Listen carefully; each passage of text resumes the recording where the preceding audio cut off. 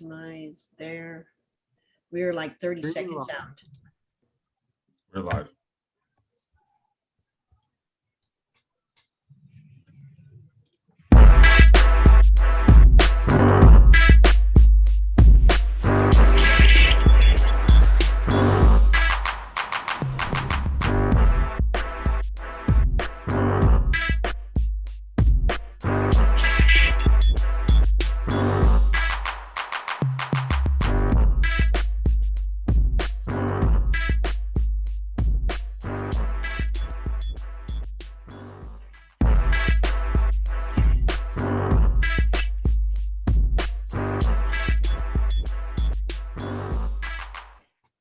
Thanks for joining us today. Whoa. Sorry about that. Thanks for joining us today for MasterCoaches Wednesday Weekly Buzz in our after show Buzz Reaction. I'm Ruth Nelson, joined with Hall of Famers Mick Haley, Bob Bertucci, and Brian Gemolero, bringing you the most current issues and trends in volleyball.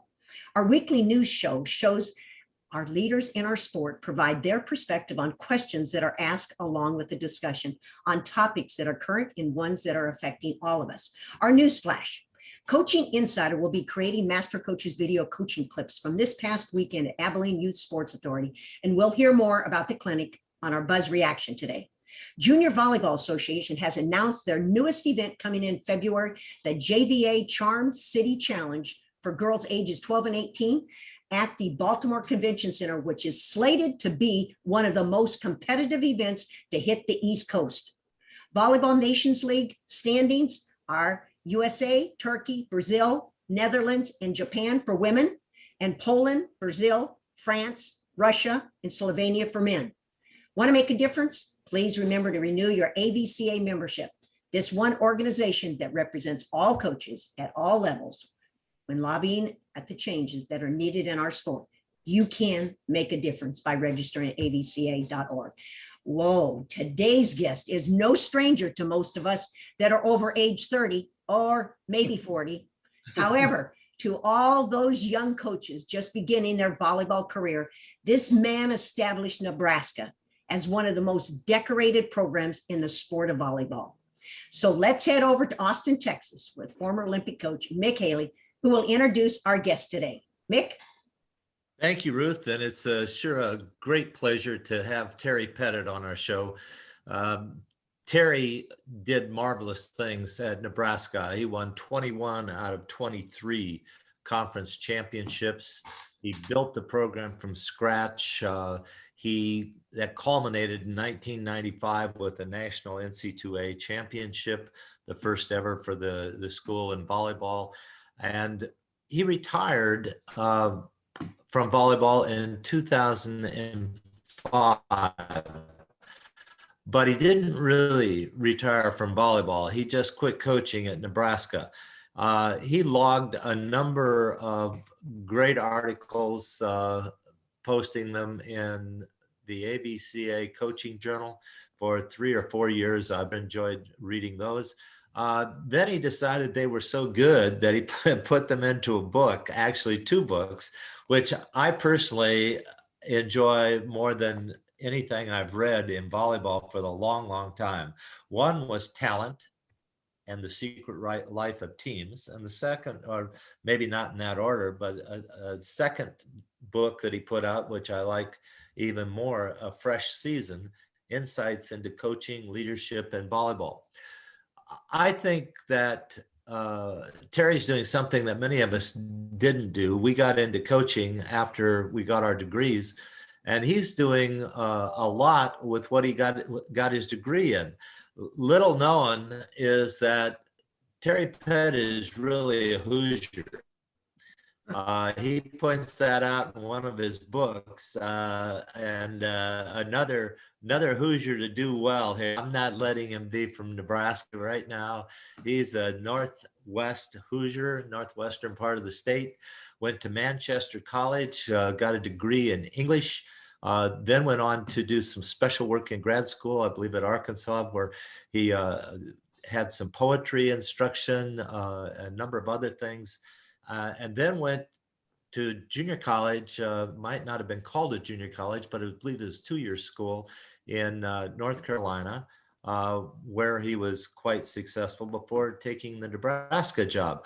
So we've kind of followed him along as much as for his success, as he's another one of our Hoosier people that have really come out and done well for our sport. Terry, welcome to the show. Thank you, Mick. It's a pleasure to be here. And before we began the show, I was talking with Ruth about her introducing blocking fundamental to me in 1974. I also sent Kathy Noth out to watch Brian's practice in 1994 because I felt Long Beach was ball handling better than anybody else. And I wanted to see what they were doing and if we could, she could come back and apply it to our team, and she did. And Brian, like most volleyball coaches, most great volleyball coaches, was very generous in allowing her to do that. Mick, when I first got that job at Nebraska, I went up to Kellogg and sat with you for a couple days. And I think we talked about things as basic as how many volleyballs do you need? No, we did all of those things. You're absolutely right. And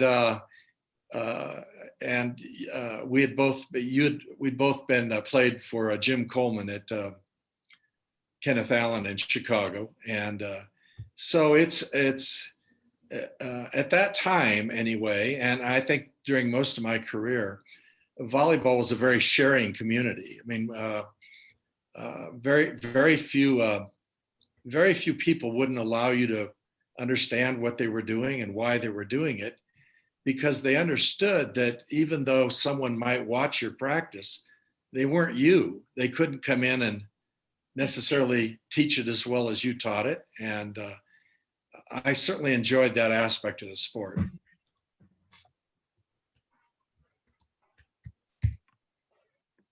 Well, you haven't really left the sport, have you? You've stayed involved. You continue to have opinions and ideas about the game. You're not short in offering your opinions, which is really good. We all appreciate it. You know, I read Mike Hebert's books. I read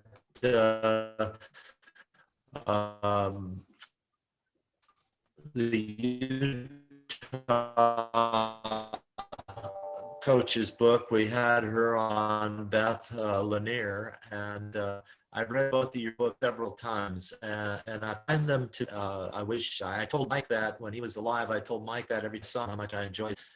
Don't write. Many coaches don't read, which is very, very unfortunate. And I wanted to ask you, and they don't know about your humor, all right? So Pat, you really have a pretty dry sense of humor here, and they need to get a little bit of a feeling of that, but it's my Hey, Mick, hey, Mick, hold on just a second. Let me interrupt you. Uh-oh, he's having a little difficulty here. Read the book, either Zen or... Well, Mick, Mick, can you hear me, Mick? Hey, Mick, can you come back on again, because you've been breaking up, and let me go to Bob real quick. If you could just come back on, refresh. Yeah, there's either audio problems or Mick is having a stroke. Okay, can we go to Bob? Hey, Terry, can we go to Bob? Terry, I was going to tell you, that's not unusual. That's the way Mick talks now. I don't know if you talked to him in a long time. Mick may need to refresh here. Okay, Bob, let's go to you real quick and let's see. Okay, sure, Ruth. Hey, Terry, it's great to be on with you. I'm gonna delve into some volleyball things that I'd like you to share with some of the people that are watching. I mean, give us the three most important things for building the program. You build a tremendous program at Nebraska. All right, what do you think are the three most important things for any coach in terms of building the program like you did? Well, I can list things. I can't say. Well, certainly talent. I mean, you can't go anywhere without talent, and that's evident to us now. But Brian, when I first began coaching, I think most coaches building a program thought about skill more than they thought about talent. And obviously you need both, but Nebraska volleyball was built on recruiting talent over skill. So for example, if we had a choice of recruiting someone that I thought could play at a higher level but wasn't very skilled, that's the decision we made. I think you did that at Long Beach as well. But originally, most people recruited the West Coast, and because that's where the most skilled players were. My thought was, if I recruit the West Coast with a developing program, we're probably going to get the second or third best players, and we're never really going to be competitive against, at that time, USC and UCLA. So I trusted that we could train athletes. And so the ability to recruit athletes, train athletes, and then I think at some point, if you're going to build a successful program, a highly successful program at the college level, you have to recruit your administration to be emotionally engaged with what you're doing. And I was fortunate that the senior women's administrator at Nebraska, Dr. Barbara Hibner, who passed away several years ago, and people like Bill Byrne, who was my athletic director, jumped in. And when I say jumped in, it wasn't necessarily just financially. They cared about whether or not the team developed. They cared whether or not the team was competing for national championships. And I think that those type of things aren't what people think about when they think about coaching. They think, if I'm going to be a volleyball coach, I get to do that stuff they do from 3 o'clock to 5 o'clock is what I want to do. But no program rises to the top or rises to one of the top programs in the country unless the head coach is able to woo and develop relationships with custodians, with donors, with the athletic department. And I was fortunate that people responded to those things. But there's also this truth that I couldn't witness as much as I did for opportunities for women and other political things if we didn't win. You can't be provocative unless you win. And Mick mentioned my writing and my humor.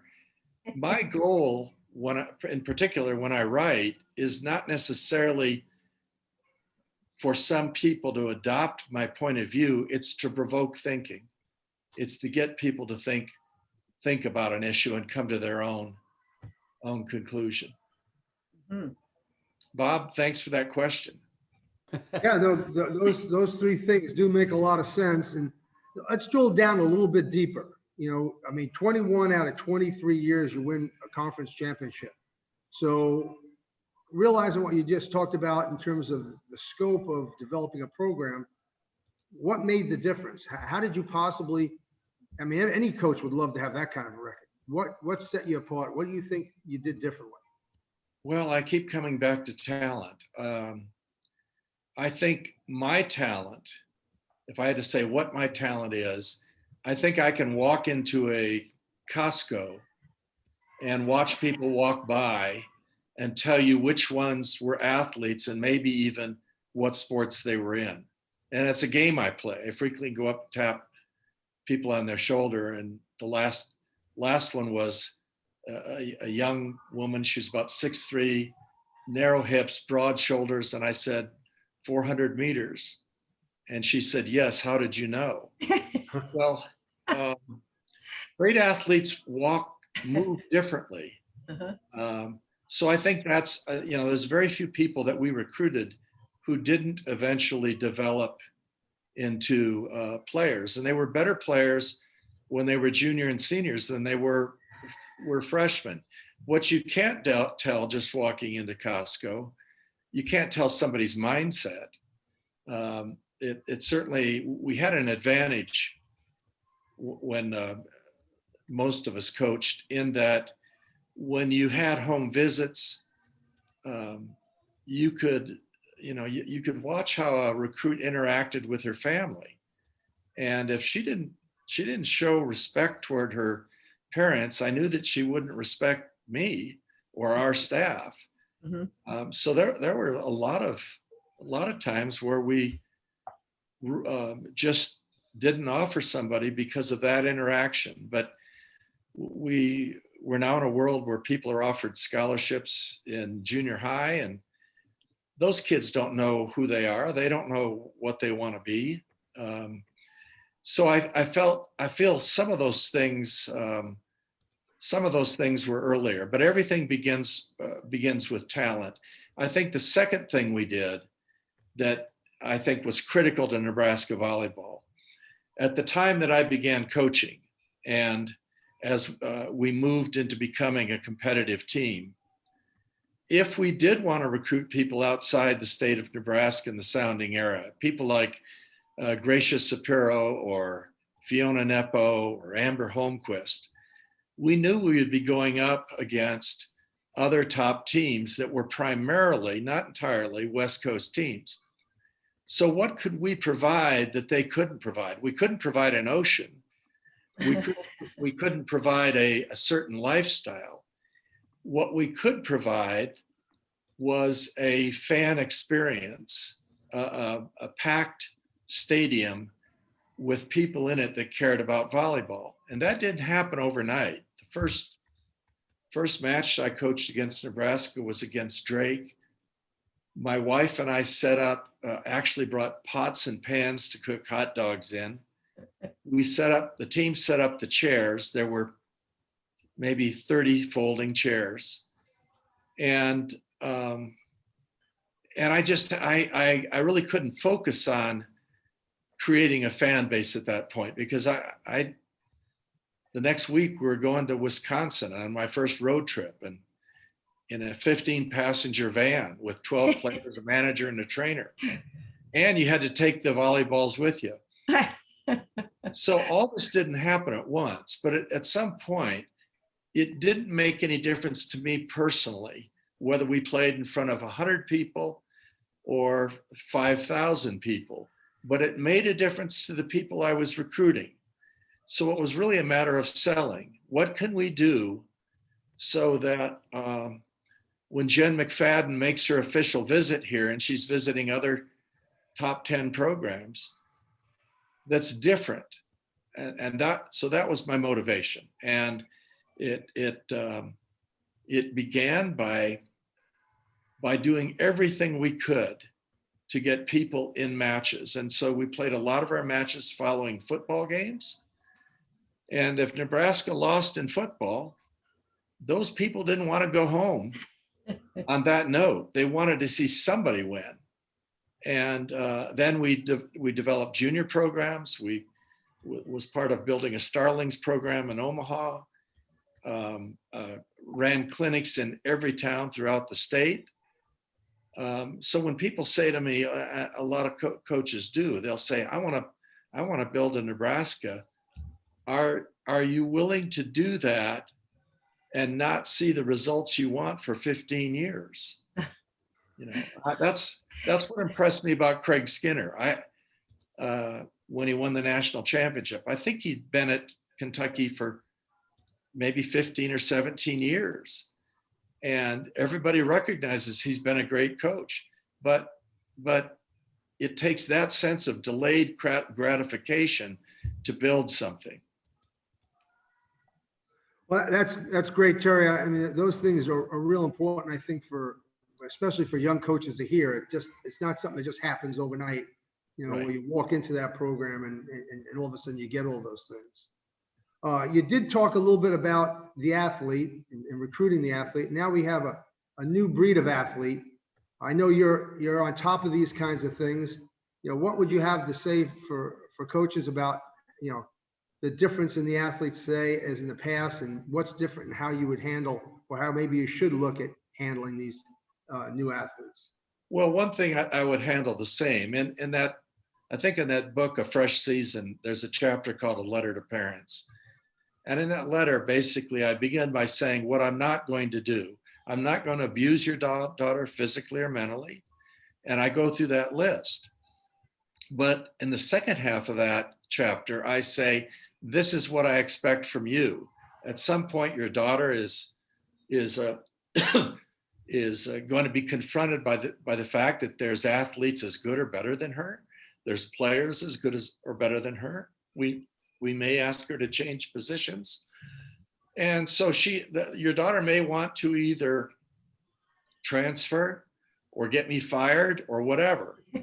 At that point, the parent needs to say, get back to work. And I would do the same thing now. I don't know that I could buy into the making the portal my primary way of recruiting athletes.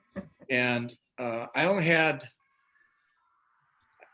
had one athlete transfer out my first year, but that wasn't there. And the most valuable thing a coach has is her time. And if you spent 3 years developing a setter, taking an athlete, training her to be a setter and play at a hard level, it would be heartbreaking to lose that athlete. So I never recruited over the top of people. In other words, we had lots of athletes ask us to transfer in, and I didn't do it because I just felt I owed it to the people that I had recruited. If I made a mistake, it was my mistake. Now, maybe I would find myself in the bottom of the conference if I followed that philosophy today. and it could be. In men's basketball, it's a carnival. It's a merry-go-round. But Bob, I would deal with it like I always dealt with it. I would say, look, you're an investment. You're investing in me. If I see after 2 years that you're never going to get playing time, I'll be honest with you, but I'm not going to force you to push you out the door. And I hope if after 2 years you haven't seen the court, but you're continuing to get better. We had players, Enid Schoenweis never was in a match until her junior year and became an All-American and played for a national championship in 1986. And she was a hurdler and a basketball player. So the loyalty to the program was very strong. I'm not foolish enough to think that it would be as strong today. Christy Johnson didn't start until her 4th year and never lost an away match in her 4th and 5th year. Would a kid like that stick around today? I think the answer is no. Okay, before I interrupt you, Brian has a question. Bob, you're going to get one of those tags today for taking too much time. Brian, it's your turn. Brian has a question. Terry, it's nice to see you. I because of time, I won't go into the questions I had. I just wanted to tell you that I really follow you on Facebook, and I appreciate reading what you have to say in all fields. I don't know if it's because I agree with you or because you have something special to say, but everything you said about developing a program, everything you said, I concur with. That's how you have to do it. That's how we all did it. The amount of work you can't think about, you just do. Never recruit over somebody. And the only part of recruiting I ever liked was home visits. And that was the only thing I missed later on. But Terry, I could spend hours with you, and I'm just going to pass it on to Ruth. So it's nice to see you. Thank you. Thanks, All right, Brian. Terry. All right. So are we now pay to play in juniors? Are we pay to get trained? And my question to you is, what's happened to the philosophy of developing all around players at the young age? And I'm going to let you go with that. We all know what it is. I once compared club volleyball to Afghanistan. There are warlords, and we were fortunate in Nebraska that when I was coaching, the club coaches were high school coaches. So they'd taken courses in ed psych. They were also the track coach. They encouraged their players to play multiple sports.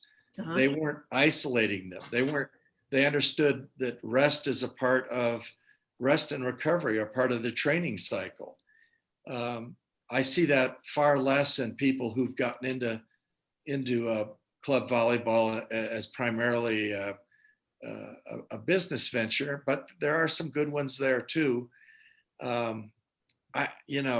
I coached my own daughter, our youngest daughter, in 16s and 17s because I didn't see anyone locally that I thought could train a setter. And I thoroughly enjoyed it. There were certainly aspects of club. There's no question we all benefit from club volleyball. However, the all-around player, and I witnessed for this for years. I was the first chair of the rules committee, and my goal was to move the subs to 10 and then to 8.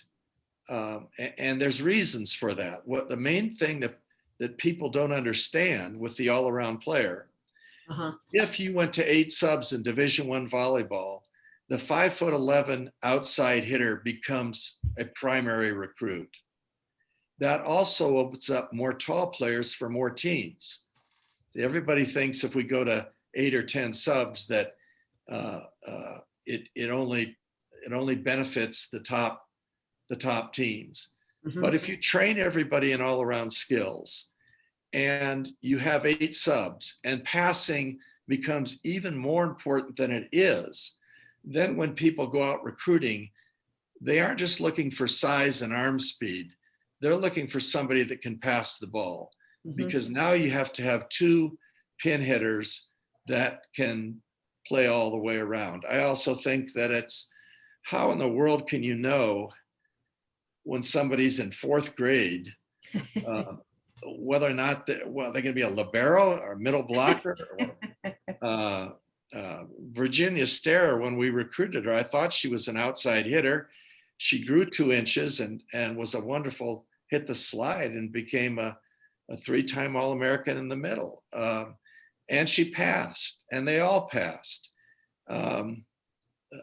We had a rotation in 95 when we run the national championship, the 5th rotation, where our middle attacker dropped back and passed Allison Weston and audible to quick attack.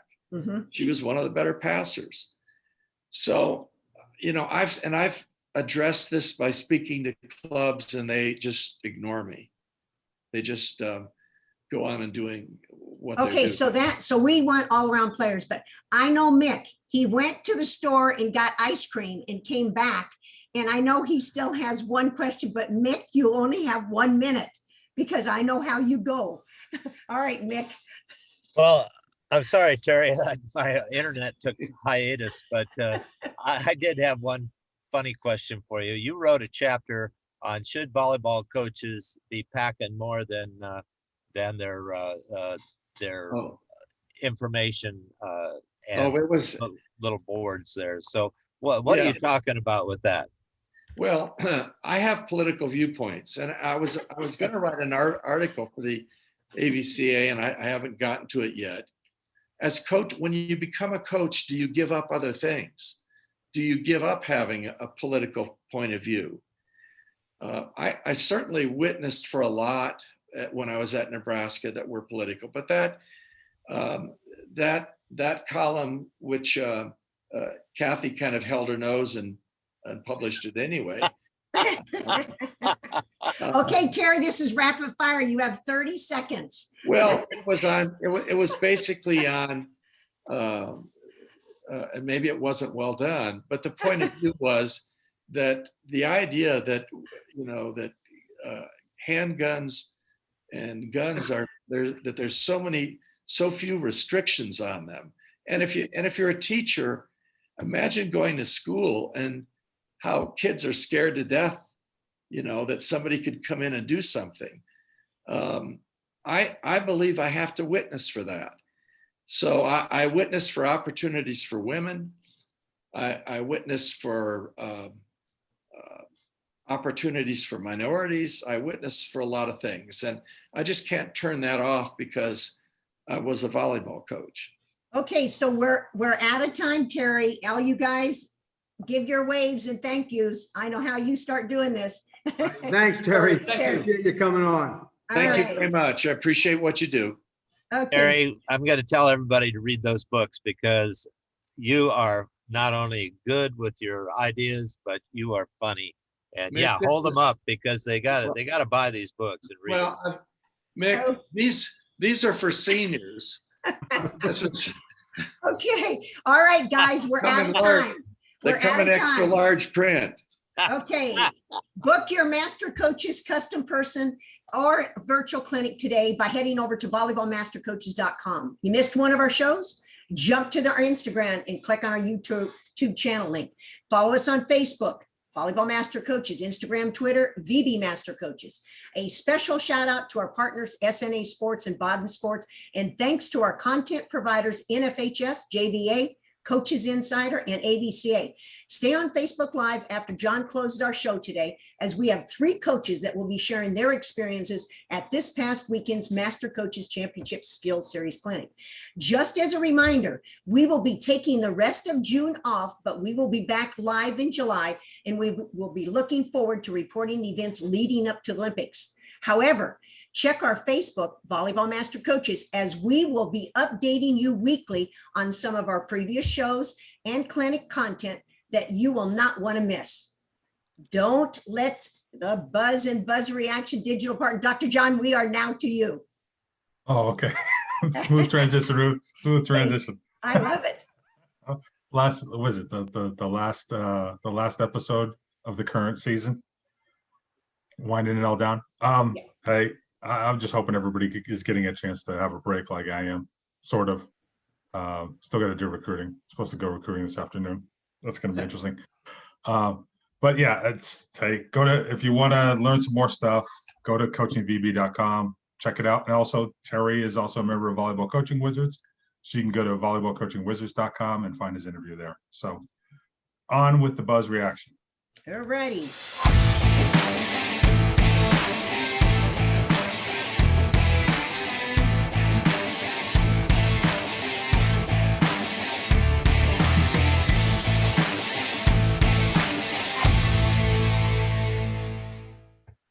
As John is letting in our guests, for those joining us for Buzz Reaction for the first time, today we have the pleasure of having the Director of Volleyball at Abilene Youth Sports Authority provide us her thoughts on creating her first coaches clinic in a small West Texas town.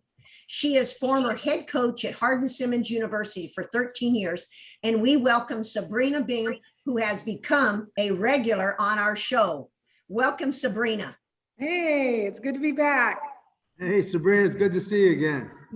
All right, we're going to start. Master Coaches have a few questions for you. And Mick, since you are out having ice cream, you get to ask the first question. Well, I hope my internet doesn't go out again. I'm sitting in my car right now. That's the only place I have internet for some reason. So this is good. But Sabrina, I'm looking behind you. I'm looking through the windows of your absolutely magnificent facility. 8 volleyball courts, 3 rows of chairs all the way around the top, beautiful rooms for coaches meetings, food, other kinds of things. It looks like Abilene is positioned to be a touring spot for club teams as well as other events. Is that true in your mind? Absolutely. We are a very good centralized area in the state, and people are always coming through Abilene, and just this facility just makes it just to where we can open it up to more club teams, more coaching clinics, anything that people want to do to rent this facility and just make it better for the community. I think that doing the clinic in your facility last weekend was really a privilege. I really enjoyed your coaches, but you know what was special for me were the Abilene students that participated and helped us. That's the West Texas thing that I've always enjoyed when I was in Texas, And in back in Texas, those kids were hungry. They absorbed everything. They never got tired. It was always yes, ma'am, or yes, sir, and really made for a very special weekend for all of us. Yes, these kids around here are really excited to just grow their game, and to have coaches of your caliber come in here. It was just really neat experience to watch them just be a sponge and just eat all of that up and want more. And what you guys brought to them Friday, then seeing them transform on Saturday and even become a better player overnight. Wow. Sure fun. Bob, Brian, you want to jump in here with your comments? Well, I'm going to let it go to Brian and Ruth only because I know once we get off the air, Ruth is going to give me all sorts of heat for taking up Absolutely. the whole time Absolutely. That's on going the to happen. last show. It was really nice meeting you and your staff and how hospitable everyone was when we were there. And your facility is amazing. What I'm hoping for is the surrounding area, the whole surrounding area finds that this is their home and their community. And I hope that they support it and all the volleyball players go to your place. And I think it would be a real benefit for them to make a name for themselves within their own community. And I'm hoping that takes place. But about the clinic, what did you find out that you enjoyed, thought that was the best part of the clinic, or what feedback you got from kids or from other coaches? I really heard some great feedback about just the technical pieces that you guys brought in for each of just the basic skill pieces. And sometimes the coaches a lot of them just said it was just refreshing to hear just new key terms to maybe help a player really learn the skill well. Maybe not over talking, but just a couple of words, key words that really could benefit them to become a better athlete, whether it's passing, serving, blocking, whatever it was. I think a lot of the coaches picked out some of those key terms that they could take with them to their own practices. Yeah, let's go to Ruth. Ruth? Oh, Bob, you know what? I give Bob such a bad time. Bob, you get first because guess why? Because you're younger. You better enjoy that. Well, Sabrina, being the hostess for the camp, all right, what do you think having the clinic at your facility does for you all? I think it benefited both the coaches and the players just at a really high level. And just hearing the feedback from this, I know that so many coaches want to bring back multiple coaches next year that maybe didn't get a chance to be here. And the players couldn't wait to have more experience with a clinic like this to learn from your caliber level of coaching. And I just think maybe even down the line, bringing you back is going to make such a benefit to our community and making this an ongoing thing. It's just going to really bump the level of volleyball up in the Abilene and big country area around us. Well, I know that for all four of us, we were just thoroughly impressed with the facility itself, all right, as well as the kids that came and worked with us to demonstrate for the coaches, the different skills and the different systems. But it is an absolutely gorgeous facility, and like Brian and Mick had mentioned, it really needs to be a central point for a lot of volleyball activity. I know that there's been some discussions already about having some boys out there and doing some boys volleyball, and I'm excited for you that might be another opportunity for kids in the area. Mick, do you or Ruth have anything else you'd like to ask? Don't you bypass me or I will never come back to you for sure. Yes, I do. All right, Sabrina, think of this. First of all, the barbecue was great. The music was so loud at dinner, but I'm going to tell you, I was about to get up and do a little two-step when Bob's never done a two-step in his life. But I'm thinking of, here we are in a small West Texas town. You bring this event, which is huge. What made you think you could pull this off? Because you obviously pulled it off in a first-class manner. When I took over this position last year, one of my goals is to just always go as big as I can.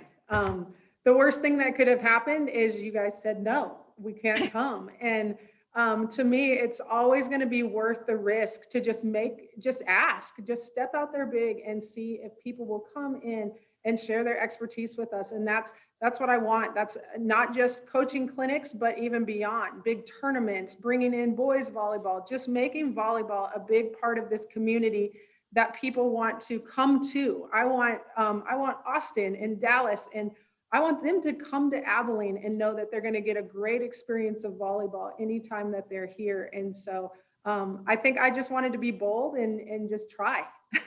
Well, it's surely paid off, because I think because you've been a college coach, and when you're a college coach, you never want to put limits on yourself. Right. And I think that this really kind of gathers up the cavalry in the whole area, anywhere from 100 to 150 mile radius. You had people all the way from Oklahoma come in. Yes, we did. Why do you think they drove that far? I think a lot of them had been shut in the whole year, and they were ready to experience on-court instruction that they just hadn't been able to do for over a year. And you get so much out of just being on court with other players and strong coaches. And they knew that, and they wanted to have that experience back. Well, I can't not ask the question, and Mick is really, he's chomping to ask a question. But this question is, what did the coaches think of the BYOP families that demonstrated after one 30-minute session on Friday night? Yeah, I mean, it was amazing. I've heard great feedback of the families just saying, my daughter had more confidence. Just even going into the second day, there was just a confidence builder. And of course, the other coaches watching them just thought they were the greatest thing, and that they love knowing that volleyball skills can be taught at the youngest of age levels. And that's something that we haven't had a chance to do that much in Abilene, but we are really looking forward to start at those younger ages to really make volleyball grow in this community. Well, I know for me, thank you very much, because I know that you know as well as I do, if you don't start young, you're not going to be able to keep those players, because what you've had in your area, because you also have club that's in your facility, to keep those good players from traveling to Big D, Right. It's a question of building loyalty. It's like Mick, when Mick was at Texas, hey, everybody in Texas wanted to go to Texas. So it's almost built in when they're young, and they probably will stay, and you'll have successful programs. All right, Mick, you have time for one last question before we bring on our two other coaches. Well, I was wondering, Sabrina, if there was one area that the coaches thought was particularly helpful. We did 14 25-minute presentations, including 6 major skill presentations, and then we tried to tie them together with some drills and some other things. Did the coaches indicate to you there was any one area that they were particularly excited about or was new and different for them? The ones that I heard a lot about was, there was actually 3 areas, and the serve receive passing, there was some key things that they picked up on that. But then your blocking session, Mick, they really loved learning about that, and just getting those shoulders back around, and making sure they're not swinging past.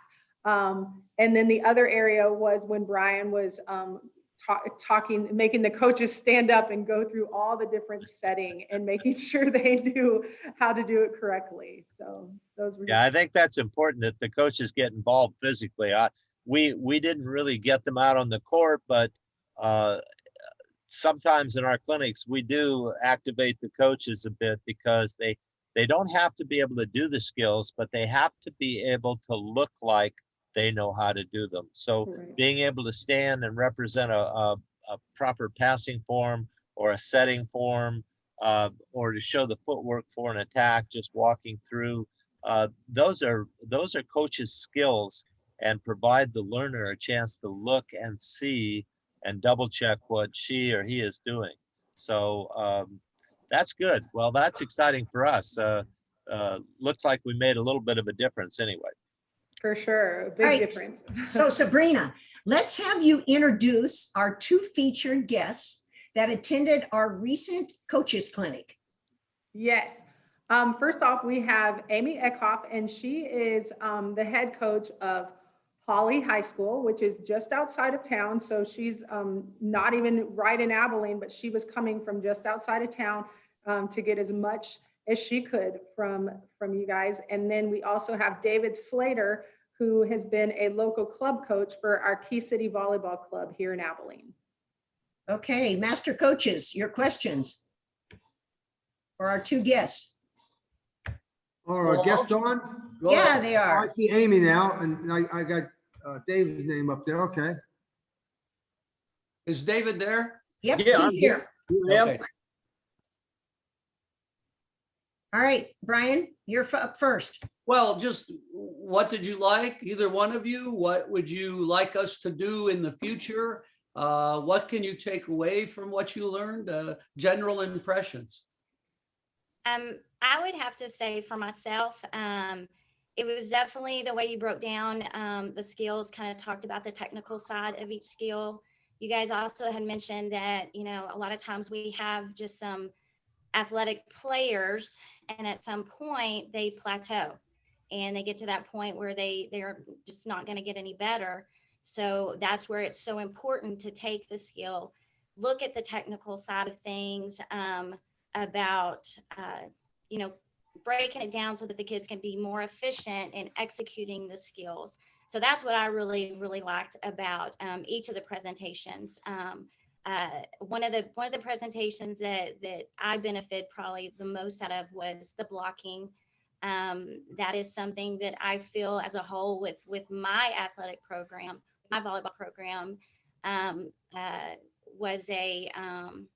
was definitely a point where we needed to improve in. And so definitely took away lots of pointers, lots of good things that I'm going to incorporate into my summer training before our season gets started in August. Wow, that's great. David, what do you think? Yeah, I'd have to agree with her. The technical skills and the way you guys are able to communicate with all the other players was just awesome to be able to see that. It really helped us out to do some better communication with our players as well. The explanations you guys then switching back and forth during the day, and then we can answer questions a bit easier and get those questions answered while we're there.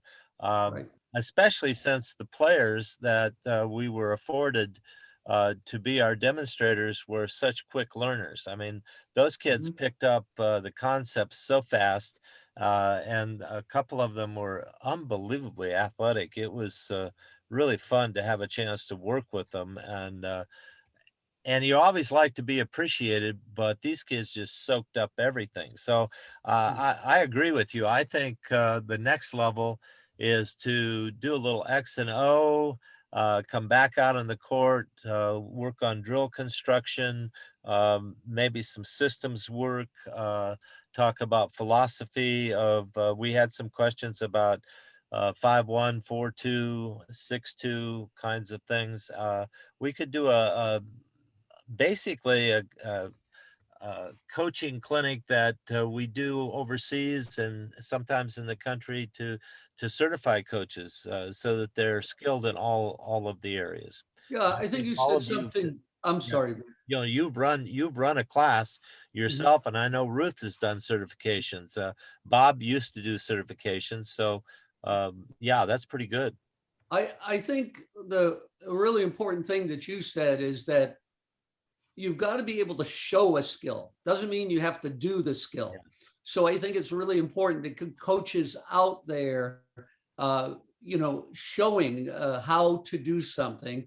And then we could get right down to how you correct someone with a skill, you know, because they're going to be faced with players and how do you correct that? And how do you correct it quickly and what you do. So my brain went where yours went. I could have been in the car with you, How do our two guests react to that? Yeah. Do you folks have any of the same thoughts, or would you go a different direction? No, I think that would be amazing.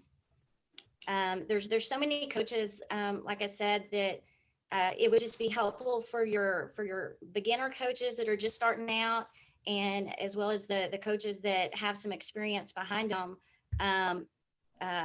You're constantly learning, you're constantly seeing different points of view, different perspectives on the game.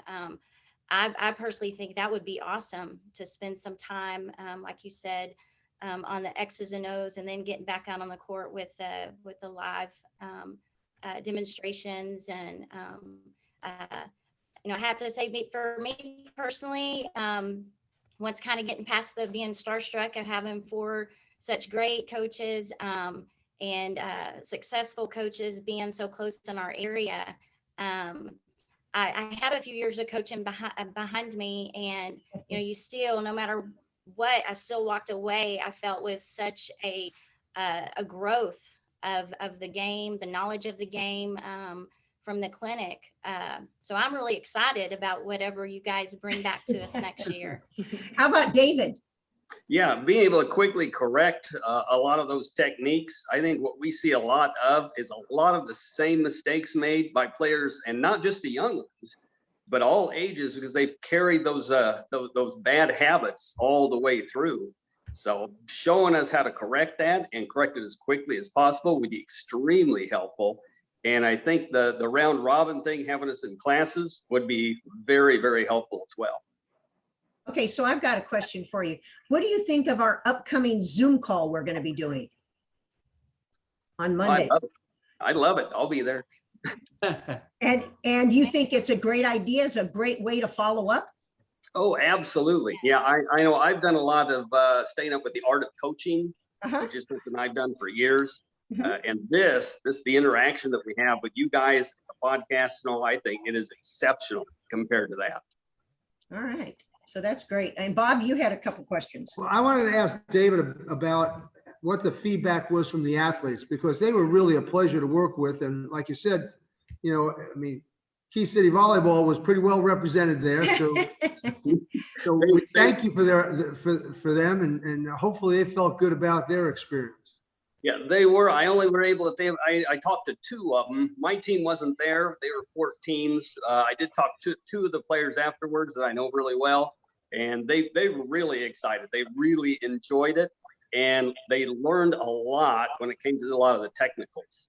So they almost felt a little overwhelmed, which was actually not a bad thing, because so did I. There was a lot of information in a short amount of time. Because you guys did such a fantastic job of covering a ton of information for us. Well, thank you. Amy, did you have a chance to evaluate how you thought the kids improved from Friday night throughout the whole day on Saturday? Do you have any feedback about that? I did. I personally didn't have any girls there, but I was there on Friday evening as you guys were teaching the young athletes the demonstrations, and you could see how they were, again, kind of going back to that sponge reference. They're just taking it all in. And there was a lot of what was shown to athletes on Friday that they were able to carry over and make those changes and execute on Saturday. I think the direction from the coaches was done very well. It was done in a way that the kids could understand it. So yeah, absolutely. Good. Okay, I had one other question, and that was for Amy and David. What does it mean to both of you, not only your programs, but also your teams, and for you, Amy, in school, to have Sabrina there with so much college experience? She's now back right there in your backyard, and you can touch her. It's not like you can't see her.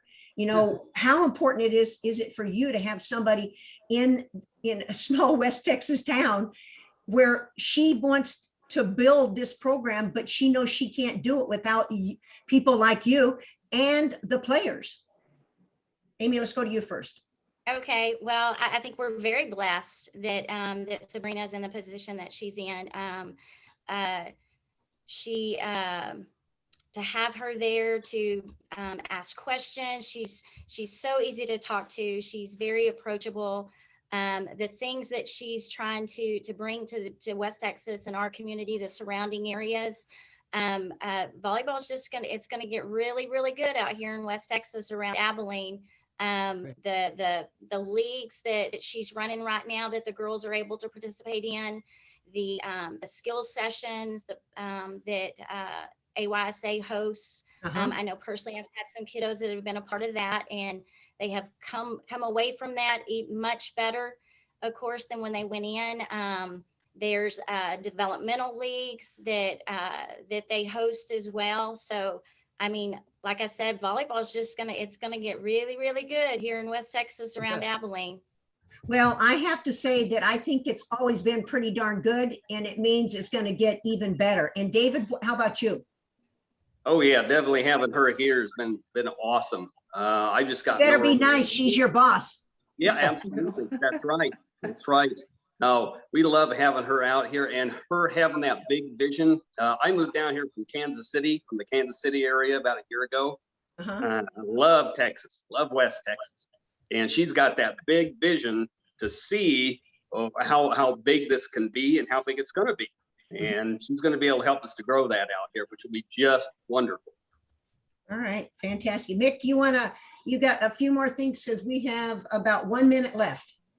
No, I just wanted to thank the coaches and have them reiterate to their players how much we appreciated the way they sucked in all of the information. I mean, they had questions about everything. I felt like I had, really not much left in that evening driving home, because I had questions just about everything you could possibly ask about. And that was just the skills part of the clinic. But we really feel like doing these clinics and getting the coaches really well skilled in teaching the skills and the movement patterns correctly lends us to going on to the next few steps in coach development and player development. So from my standpoint, I just wanted to thank the coaches and Sabrina for inviting us out, allowing us to have access to their athletes who were really fun, and getting to know the coaches who were really excited about the information. Okay, well, guess what? We're out of time. It seems like we always run out of time. And thanks for joining us today for our Buzz Reaction. We thank our guests for providing great insight into our sport for all of our viewers. For those coaches that are interested in our consulting services, please email from our link on our VB MasterCoaches Instagram, or go directly to our website at volleyballmastercoaches.com.